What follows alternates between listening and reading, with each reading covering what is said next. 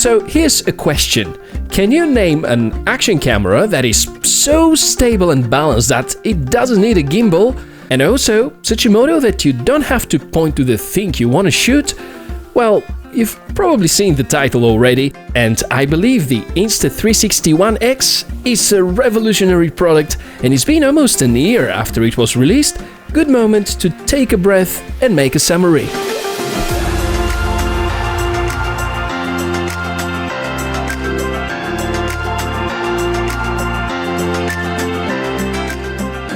Hey, warm welcome to the Tech for All channel. My name is Michael, and here we talk about cool tech in a way that is easy to understand. Saying that because most people are scared of 360-degree cameras.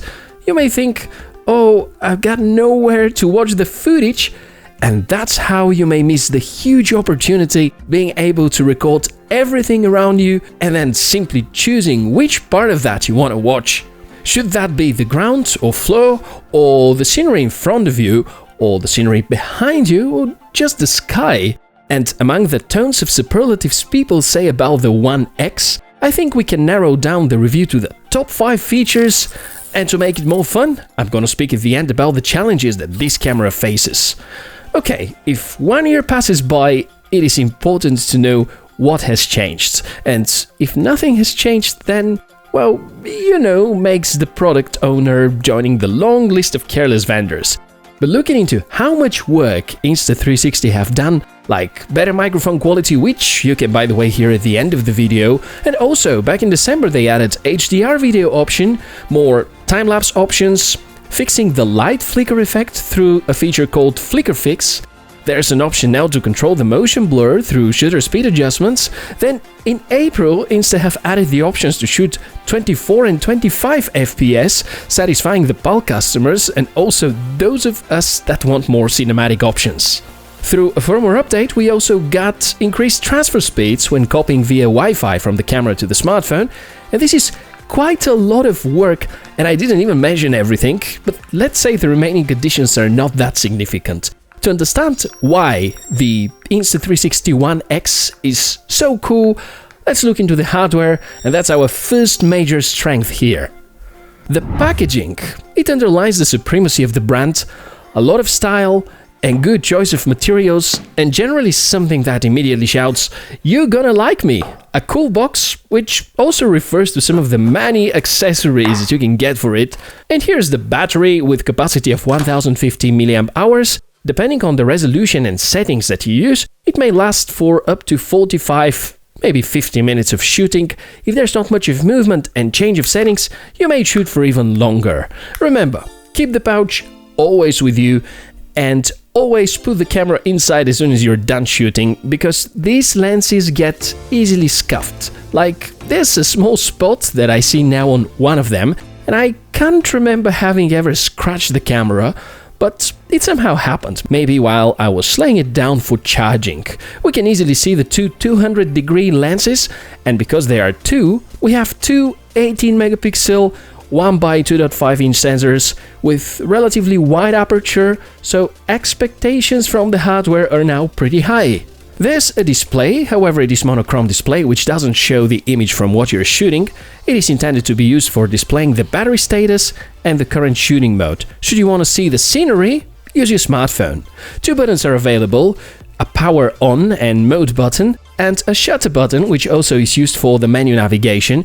At the start, it feels a little weird, but after some time, you easily get used to the navigation and you can fine-tune everything else from the smartphone app. In short, great build quality, decent hardware, and even now in 2019, I can see it as a very future-proof solution. Now, rolling to the second major reason I can recommend, definitely that's the stabilization part. Gimbal-like.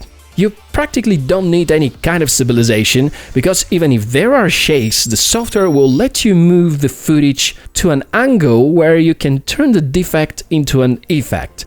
If you purely talk about how that works, well, there's a 6-axis stabilization which can get extra enhancement from the software while you're post-processing the video. No matter running or climbing or jumping, you're gonna enjoy smooth footage. While working on the review, I actually found it hard to find something that is too shaky or too badly looking. Quite the opposite, and this kind of stabilization can easily compete with the Rocksteady by DJI or GoPro's Hyper Smooth.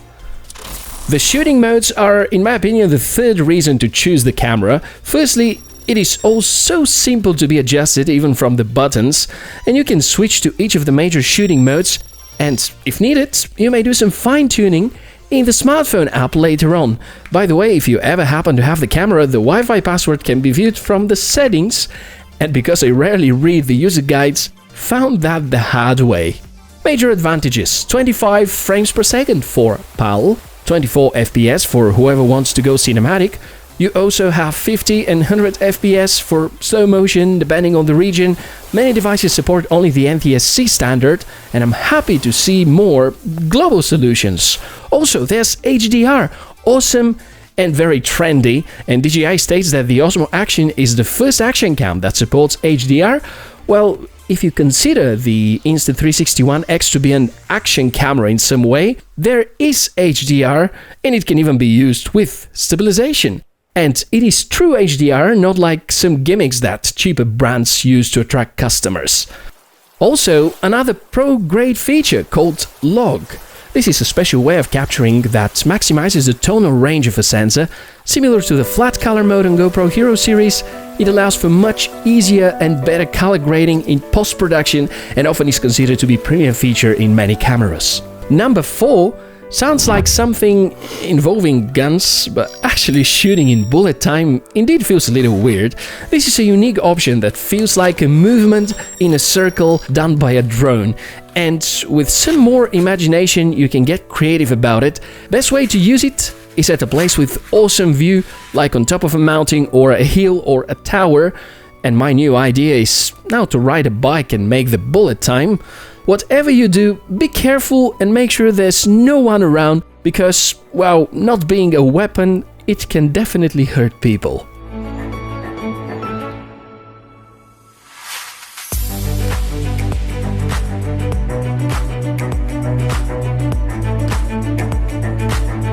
With mixed feelings, going to mention the 5th main reason to get the One X, the software. You may ask, why with mixed feelings? Because on one side, 360-degree footage requires way more attention and care compared to regular camera footage, but also I need to underline how easy and intuitive it is with Insta's software tools.